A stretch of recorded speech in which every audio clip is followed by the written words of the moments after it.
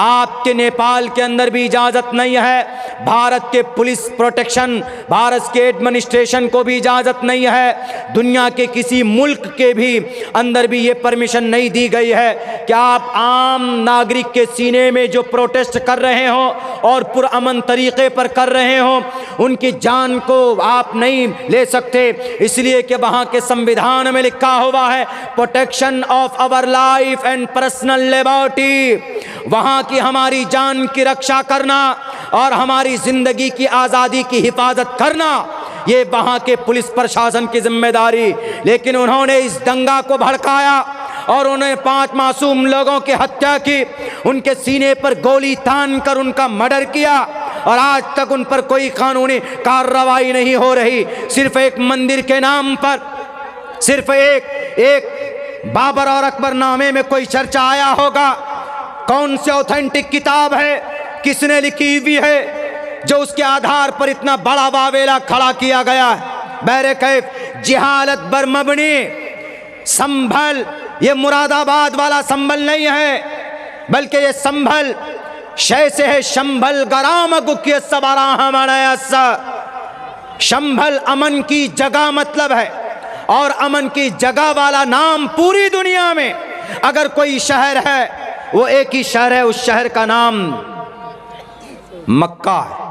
मक्का का नाम हाजल बलदिल अमीन, और इसी को संस्कृत में कहा गया शंभल गराम, अमन की जगह वाली शहर में अंतिम महर्षि आएंगे। और सुनिए, मज़े की बात तो ये है, हमारे हिंदू भाई सोचते हैं आपके नेपाल में भी और भारत में तो खैर सोचते ही, वहाँ तो कॉन्सेप्ट ही बना हुआ है। मेरे बाद जो मुकर्रिर आने वाले हैं उनको बुला लीजिएगा, बस थोड़ी इसको पूरी करके मैं अपनी बात पूरी करता हूँ। वक्त बहुत होने वाला, 3 बजने वाला, बुला लीजिएगा जो भी आएंगे, दुआ कराएंगे। मेरे भाइयों, पता क्या कहा इसमें? यह कहा है डॉक्टर वेद प्रकाश उपाध्याय ने इस मंत्र का क्या तर्जमा किया। इस मंत्र का तर्जमा यह किया कि अब आने वाले नहीं है, इस मंत्र में जो बातें बताई गई है वो आ चुके हैं। वो मुरादाबाद वाला संभल में नहीं आएंगे, वो अमन की जगह वाला शहर मुराद है, और वो शहर पूरी दुनिया में एक ही है। वो अमन की जगह कहाँ? मक्कतुल मुकर्रमा, शंबल गराम गुख्य सबराह मानस। ऊंचे ख़ानदान में कौन पैदा हुए? नबी पैदा हुए, मोहम्मद रसूलुल्लाह। विष्णु यश के ज़रिए यानी अब्दुल्ला के ज़रिए। अल्लाह के नबी के अब्बा का नाम क्या था? अब्दुल्ला था। सोमवती सुमत्तियानी था वैष्णवम, सोमवती के कोख से यानी आमीना के कोख से पैदा होंगे। ये मंत्र पूरा का पूरा अगर किसी ज़ात पर फिट आता है तो जनाब मोहम्मद रसूलुल्लाह सल्लल्लाहु अलैहि वसल्लम की ज़ात अक़दस पर फिट आता है। लेकिन इस लफ्ज़ को बेस बनाकर और वहाँ पर कार्रवाई की जा रही। जुल्म बिल्कुल मत कीजिए। दुनिया के अंदर जब जुल्म बढ़ता है तो अल्लाह तबारक व तआला के तरफ से अज़ाब तय होकर आता है। इसीलिए जुल्म का बाज़ार मत गर्म कीजिए, कौम का, समाज का, दुनिया का बहुत बड़ा नुकसान होगा। मेरे भाइयों, काबतुल्लाह की बात आई तो मैं वही बता रहा हूँ। तो ये सारे जितने खुराफात हैं वो किन की वजह से?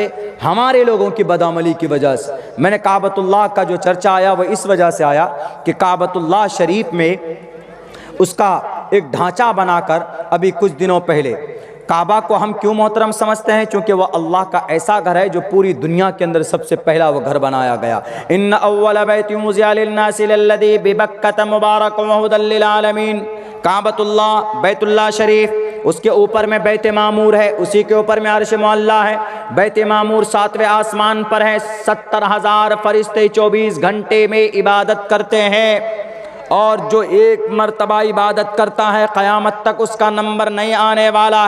वो बैत मामूर इसी काबतुल्लाह के सेम जस्ट ऊपर है, और हमेशा अल्लाह तबारक व तआला की रहमत, नुसरत, अल्लाह की तजल्ली उस काबतुल्लाह के ऊपर हमेशा उसकी बारिश होती है। और उसी के इर्द गिर्द हज्जाज किराम तवाफ़ करते हैं, उम्रा में जाने वाले। दुनिया के अंदर सबसे मुक़द्दस और पवित्र तरीन मस्जिद में सबसे बड़ी बरकत वाली मस्जिद यही काबतुल्लाह है। दूसरे नंबर पर मस्जिद नबवी है, तीसरे नंबर पर बैतुल मक़दिस है। बैतुल मक़दिस यहूदियों के कब्ज़े में है, 1967 से लेकर आज तक यहूदियों के नरगे में है। सबसे पहली मस्जिद बैतुल्लाह। दूसरी मस्जिद जो बनी है दुनिया के अंदर वो मस्जिद अक़सा, और तीसरे नंबर के फजीलत के एतबार से मस्जिद अक्सा है, दूसरे नंबर पर मस्जिद नबवी है फजीलत के एतबार से। मेरे भाइयों, तो हमारा अकीदा इसलिए काबतुल्लाह से है चूँकि वहाँ पर अल्लाह के नबी पैदा हुए, वहाँ पर कुरान नाजिल हुआ। लेकिन अभी कुछ दिनों पहले क्या हुआ, जज़ीरतुल अरब में अल्लाह तबारक व तआला ने वहाँ पर पेट्रोल ज़मीन से निकाल कर दिया, सोना चांदी ज़मीन से निकाल करके दिया, डीज़ल, मट्टी का तेल, गैस, ये सारी चीज़ें ज़मीन से निकाल करके दिया। अभी एक यहूदी ने यूँ कहा, ए अरब के बादशाहों सुनो, सन 2050 तक तुम्हारे यहाँ की जो तेल की टंकी है, जो पाइपलाइन है, ये सन 2050 तक सूख जाएगा। इसलिए तुम लोग अब अपनी आमदनी का ज़रिया दूसरा कोई इख्तियार करो, तिजारत में ज़रा अपना हाथ बढ़ाओ, तब तुम तरक्की करोगे, वरना 50 के बाद लंगड़े, लूढ़े, गूंगे, बहरे हो जाओगे, तुमसे कोई हाथ नहीं मिलाएगा, तुम तरक्की नहीं कर सकोगे। ये दुनिया पसंद, दुनिया परस्त बादशाह, इन्होंने कहा अच्छा क्या करना चाहिए, का एक काम करो, पूरी दुनिया से 250 औरतों को बुलाओ जो सिंगर है, जो गाने वाली औरतें, पूरी दुनिया से 250 लेडी सिंगर को बुलाया गया, पूरी दुनिया से। और बीबीसी हिंदी ने ये रिपोर्ट लिखा है, ये आर्टिकल लिखा कि दुनिया के अंदर आज तक जितने भी म्यूजिक, जितने भी गाने की महफिलें सजाई गई, उनमें सबसे बड़ी महफिल आज तक अगर कहीं पर ऑर्गेनाइज किया गया है तो सरजमीने सऊदी अरब का शहर रियाज में ऑर्गेनाइज किया गया है। पूरी दुनिया से 250 लेडी सिंगर को बुलाया कि आओ तुम गाने का परफॉर्मेंस करो, गाना गाओ तुम, और तुमको देखने के लिए सारे आए हुए हैं ना, शराबी, कबाबी, लंबे, लंगे, लुफच्चे, सबके सब आए हुए, बिकनी पहनकर, स्कर्ट पहनकर गाना गा रही है। कहा गया कि क्यों आप ऐसा किए, अल्लाह के नबी के सहाबा यहाँ, अल्लाह के नबी यहाँ पैदा हुए। उन्होंने कहा हमने इसलिए किया है, हम तरक्की करना चाहते हैं क्योंकि हमारा तेल सूखने वाला है सन 2050 में। तुमको हज़रत जिब्रील ने खबर दी कि तेल सूखने वाला। यहूदी ने कहा ना, यहूदी तो तुम्हारा दुश्मन है, यहूदी की बात पर अमल करोगे कि जो तुमको सैकड़ों साल से तेल दे रहा है, उस अल्लाह पर भरोसा रखोगे। मेरे भाइयों, इस तरह की हरकतें भी, और इसी पर बस नहीं हुआ, काबतुल्लाह का ढांचा बनाया गया, तस्वीर बनाई गई, और उस तस्वीर को 3D के अंदर में एक औरत को उसके ऊपर चढ़ाया गया, वो भी बुर्के वाली औरत नहीं, हाथ में माइक है, बिकनी पहनकर है, नीम बरहना यानी आधा नंगा वो औरत खड़े होकर गाना गा रही, और ये शेख लोग बैठकर शराब हाथ में है, जाम हाथ में है, और मौज मस्ती कर रहे हैं वहाँ पर। यानी अगर आपको तरक्की करनी थी तो कुरान की महफिल भी सजा सकते थे, आप मुसाबका कुरान रख सकते थे। कुरान से मुकद्दस कोई कलाम है? यह हरकत कौन कर रहा था? आज यहूदी इस कौम को के दुश्मन यूं ही नहीं बने। आज दुनिया के ऊपर जो जालिम और बातिल ताकतें हमारी मस्जिदें तोड़ रही है, मदरसे बंद कर रहे हैं, यूं ही नहीं कर रहे हैं, बल्कि मुसलमान कौम के लोगों का अमल इतना गंदा हो चुका है कि अल्लाह इनके अमल बद की वजह से इनको सजा दे रहा है। आपको महफिल, आप पूरी दुनिया से कुर्रा को बुलाते, कुरान की महफिल सजाते, तो कुरान करीम पढ़ा जाता तो आपकी तकदीर बदल सकती थी।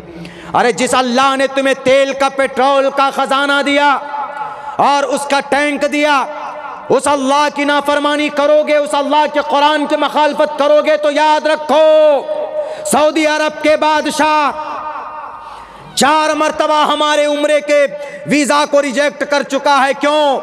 वो कहता है कि सबसे ज़्यादा मेरी मुखालफत इंडियन मुकर्रिर में कोई करता है तो अब्दुल्ला करता है, इसलिए इसको आने की परमिशन नहीं। 4 मरतबा मेरे वीज़े रिजेक्ट किए गए कि ये नहीं आएगा उम्रा के लिए। क्यों? मेरे खिलाफ क्यों बोलता है। जब हमें ये खबर पहुंची एजेंसी के ज़रिए से, हमने कहा कि 4 मरतबा क्या, तुम 100 मरतबा रिजेक्ट करो, काबतुल्लाह तुम्हारे अब्बा की नहीं है।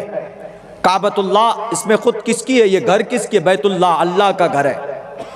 और मैं क़यामत तक अगर तुम शरीयत के खिलाफ करोगे तो मैं बोलूंगा, मेरा बाप भी शरीयत के खिलाफ करेगा तो अब्दुल्ला की जुबान चलेगी। और अब्दुल्ला अपने बाप को तंबीह करेगा, मेरी माँ भी शरीयत के खिलाफ करे तो मैं अदब के राय में दायरे में रहकर मैं बाप को भी रोकूंगा कि मेरी माँ ये शरीयत के खिलाफ है। इसलिए इस्लाम इसी का नाम है। जिन चीज़ों को नबी पाक अलैहिस्सलातु वस्सलाम ने बड़ी मेहनत के साथ समाज से बुरा अलग किया था, आज तुम उसी को ला रहे हो। काबतुल्लाह की इतनी अहमियत, कोई भी मुसलमान अपनी मस्जिद की छत पर जाता है तो चप्पल उतार कर जाता है, इसलिए कि अदब है। लेकिन आज तुम इतने बददीन हो गए, शराब के इतने बड़े आशिक हो गए कि आज तुमने काबतुल्लाह के छत पर एक तवाइफ को खड़ा कर दिया माइक लेकर। तो RDX की बरसात नहीं होगी तो क्या फूल की बारिश होगी? मेरे भाइयों, बहुत खराब हालात चल रहे हैं, इसीलिए अपने अमल को सुधारो। चारों तरफ जो जुल्म का बाजार गर्म है, ईरान, लेबनान, फलस्तीन और गजा पट्टी में जो तबाही है, ये किसी और का नहीं, ये इस उम्मत के बदामली की सजा है। मैं नहीं कहता, कुरान कहता ज़हरल फसाद फिल बर्रि वल बहरि बिमा कसबत ऐदिन नास। लोगों के अमल बद की वजह से ये फसादात पैदा होते। और फिर गाना इतना आसान ये नहीं है। मुसलमान नौजवान सोचते हैं कि अरे गाना है कोई बड़ी चीज़, कोई गुनाह की चीज़ थोड़ी। गाना हराम हराम हराम हराम है। गाना हराम, गाना सुनना हराम, गाना देखना हराम, गाना लिखना हराम, गाना कंपोज करना हराम। खुदा ने कुरान में कहा 21वें पारे में सूरह लुक़मान उठाकर देखो, वमिनन नासि मन यश्तरी लहवल हदीस लियुज़िल्ल अन सबीलिल्लाह। लहवल हदीस से मुराद गाना है। उलमा बैठे हैं, तफसीर हज़रत अब्दुल्लाह इब्न अब्बास फरमाते हैं कि लहवल हदीस से मुराद गाना है। इसका मतलब यह है कि जो लोग गाना को ख़रीदते हैं, जो लोग यूट्यूब को ख़रीदते हैं, जो लोग सोशल मीडिया पर जाते हैं, जो लोग वेब सीरीज़ देखते हैं या वेब सीरीज़ बनाते हैं, जो लोग कॉमेडी देखते और बनाते हैं, या जो लोग जुआ खेलते हैं, ये सारी चीज़ें लहवल हदीस के अंदर आता है। लेकिन हज़रत अब्दुल्लाह इब्न अब्बास ने तो वाज़ेह लफ्ज़ों में कहा कि लहवल हदीस से मुराद सिर्फ गाना। ये आयत कब नाजिल हुई थी? ये आयत उस वक्त नाजिल हुई थी कि जब एक काफिर था जिसका नाम नज़र बिन हारिस था। नज़र बिन हारिस जब अल्लाह के नबी कुरान पढ़कर सुनाते तो ये क्या कहता, जिसको पढ़कर सुनाते, अल्लाह के नबी ने अगर किसी सहाबी को यानी किसी कुफ्फार मुशरिकीन मक्का को पकड़कर कुरान सुनाया है तो फ़ौरन ये नज़र बिन हारिस उसके पास जाता और ये फ्रांस से क्या लाया था, फारस से, ईरान से, वो भी किस्सा कहानी लेकर आया था। और आकर जिसको अल्लाह के नबी कुरान सुनाते, ये नज़र बिन हारिस उसी के पास जाकर यूँ कहता कि तुमको मोहम्मद ने कौम आद का किस्सा सुनाया, कौम समूद का किस्सा सुनाया है ना, मैं तुमको उससे बेहतर अच्छी लगने वाली चीज़ सुना रहा हूँ। नबी तो कुरान पढ़कर सुना रहा, किस्सा सुना रहा, मैं तुमको रुस्तम और असफंद यार की कहानी सुना रहा, आओ मेरे पास तुम बैठो। वो बैठता, उसको गाना सुनाता, ये उसको ये रुस्तम, असफंद यार और फारस के किस्सा कहानी लाकर सुनाता और यूँ कहता ज़रा बताओ कुरान से ज़्यादा अच्छा है कि नहीं है, सुनो अच्छा है कि नहीं है। और जो लोग नहीं मानता उसकी बात को, वह इस्लाम के करीब होता तो पता उसके लिए क्या करता, उसके लिए एक लड़की लेके आया हुआ, तो लड़की सिंगर, एक लौंडी किराए पर। जब इस्लाम की जो ज़्यादा करीब होता तो उसको उठाता और अपने घर पर लेकर आता, उसकी दावत करता, बिरयानी खिलाता, चिकन मटन सब खिलाता। उसके बाद कहता कि आप लोग शराब भी पियो, शराब भी पिलाता। उसके बाद में उस लड़की को सामने लाकर खड़ा करता कि ज़रा सुनो, तुमको अब देखो कितनी अच्छी चीज़ सुनाता हूँ। वो लड़की सुनाती, उसको गाने सुनाती, गीत सुनाती, किस्सा कहानियाँ सुनाती। तब वो क्या कहता, ज़रा बताओ तुम्हारे नबी जो कुरान सुनाते हैं उस कुरान के सुनने में ज़्यादा दिल लगी है कि ये इस गीत में ज़्यादा दिल लगी है? तब अल्लाह तबारक व तआला ने यह आयत नाजिल फरमाई, व मिनन नासि मन यश्तरी लहवल हदीस, जो लोग खिलौनों की चीज़ खरीदते हैं लियुज़िल्ल अन सबीलिल्लाह, ताकि अल्लाह के रास्ते से भटका दे, बग़ैर इल्मिन, बिना सोचे और समझे, वयत्तखिदहा हुज़वा, और इस्लाम का मजाक बनाते हैं, शरीयत का मजाक बनाते हैं। उलाइका लहुम अज़ाबुम मुहीन, यही वो लोग हैं जिनके लिए रुस्वा कुन अज़ाब है, दर्दनाक अज़ाब है। ये उसी नज़र बिन हारिस के लिए नाजिल हुआ था जो नबी के अपोजिट में कुरान के ख़िलाफ़ में गाना सुनवाया जा रहा था। जो काम नज़र बिन हारिस का है वही काम आज मोहम्मद बिन सलमान सऊदी के बादशाह का है कि नहीं है? बिल्कुल है। अपने आप को मुसलमान बोलता है, अपने आप को बादशाह बोलता है, लेकिन कम बख्त आदमी तुम कुरान करीम की आयत की धज्जियाँ उड़ाते हो। याद रखो, याद रखो, अल्लाह के नबी ने फरमाया मेरी इस उम्मत के चेहरे मस्ख कर दिए जाएंगे, इनकी सूरतें मस्ख करके सूअर और खिंजीर में बदल दिया जाएगा। सहाबी ने पूछा कि अल्लाह के नबी ऐसे क्या वो लोग मोमिन नहीं होंगे? तो अल्लाह के नबी ने फरमाया कि मोमिन भी होंगे, मुझ पर ईमान लाएंगे, अल्लाह को एक मानेंगे, रोज़ा भी रखेंगे, लेकिन वो लोग गाने वाली औरत के शौकीन होंगे, यानी लेडी सिंगर के शौकीन होंगे। और शौकीन ही नहीं बल्कि शराब भी कसरत से पिएंगे और मौज मस्ती करेंगे।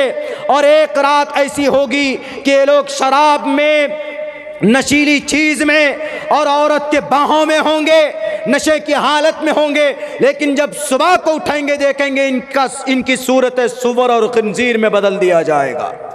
ऐसा होगा, अल्लाह के नबी का फरमान है। इब्न हिब्बान की रिवायत है, तिरमिजी में भी यही रिवायत मौजूद है, नैलुल औतार में भी यही रिवायत मौजूद है। इसीलिए नशा, हमारे नौजवान जितने भी हैं जो गाना सुनते हैं, आज से तौबा करो, ये बहुत गंदी चीज़ है।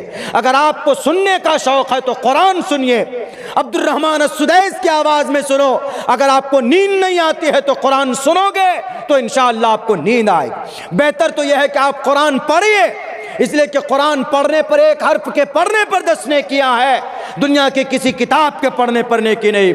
हिंदू भाई को अगर भूत पकड़ ले तो उस भूत से निजात के लिए क्या पढ़ते हैं? वो हनुमान चालीसा पढ़ते, जय हनुमान ज्ञान गुण सागर, जय कपीसते हो लोक उजागर, रामदूत अतुलित बलदामा, अंजनी पुत्र पवन सुतनामा। उनको नेकी मिलेगा? नहीं मिलेगा। किस लिए पढ़ रहे हैं? भूत लग गया, भूत, शैतान, शैतान को भगाओ, कष्ट को दूर करो, यह हनुमान चालीसा पढ़ते। लेकिन अगर आपको कोई बीमारी हो, परेशानी हो, तो अगर आप सूरह फातिहा पढ़ लें, अल्हम्दुलिल्लाहि रब्बिल आलमीन अर्रहमानिर रहीम मालिकि यौमिद्दीन इय्याका नअबुदु व इय्याका नस्तईन इहदिनस सिरातल मुस्तकीम, या सूरह फातिहा पढ़ लें तो एक हर्फ पर आपको क्या मिलता है? एक हर्फ पर 10 नेकी मिलती है आपको।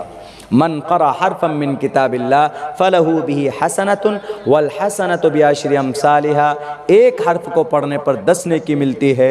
अगर कोई अटक अटक कर पढ़ता है, अटक अटक कर, ऐसे अल्हम्दुलिल्लाहि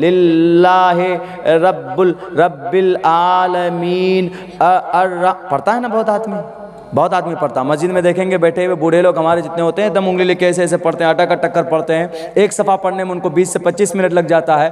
तो अल्लाह तबारक व तआला क्या कहता है? ये जो अटक अटक कर पढ़ रहा है ना, तो इसको तुम 10 नेकी नहीं, इसको तुम एक हर्फ पर 20 नेकी दो। यह है कुरान। कुरान पढ़ने पर, सुनने पर सवाब, देखने पर सवाब। इसलिए गाना सुनने और पढ़ने, लिखने, इन सब पर आज़ाब। इसीलिए आज तय करो मुसलमानों कि हम नमाज पढ़ेंगे और गाने से दूर रहेंगे, शराब से भी दूर रहेंगे। वरना शराब तो नेपाल में पानी की तरह पिया जाता है ना, बिहार में बंद है। हमारे बहुत सारे नौजवान लफंगे वहाँ से गाड़ी में बैठे, चलो कहाँ? विराटनगर। कहाँ? चलो उधर, वो नेपाल। एकदम आकर यहाँ डरका लेते, चले जाते हैं। वक्त नहीं है, वरना हम शराब के ऊपर भी बात करते कि कितने सारे नुकसानात हो सकते हैं। अब मेरा मन भी नहीं कर रहा इस वक्त में, तो अब सुबह का वक्त हो गया, तहज्जुद का वक्त हो गया। बस जो भी बातें कही गई है उस पर अमल की कोशिश कीजिए, इंशाअल्लाह तभी आपका जलसा कामयाब होगा। लेकिन आप आइंदा के लिए जो जलसा कीजिएगा उसी तरतीब पर कीजिए तो आपका जलसा ज़्यादा कामयाब होगा इंशाअल्लाह। एक तो ये कि मुक़र्रिरीन की फ़हरिस्त कम कीजिए, और दूसरे नंबर पर 1 बजे रात तक टारगेट रखिए तो आपका जलसा ज़्यादा कामयाब होगा। आप थकेंगे भी कम और ताज़ा दम होकर लोग सुनेंगे तो अमल भी करेंगे इंशाअल्लाह तबारक व तआला। बहुत बहुत शुक्रिया, जज़ाकल्लाह। अस्सलामु अलैकुम व रहमतुल्लाहि व बरकातुहू।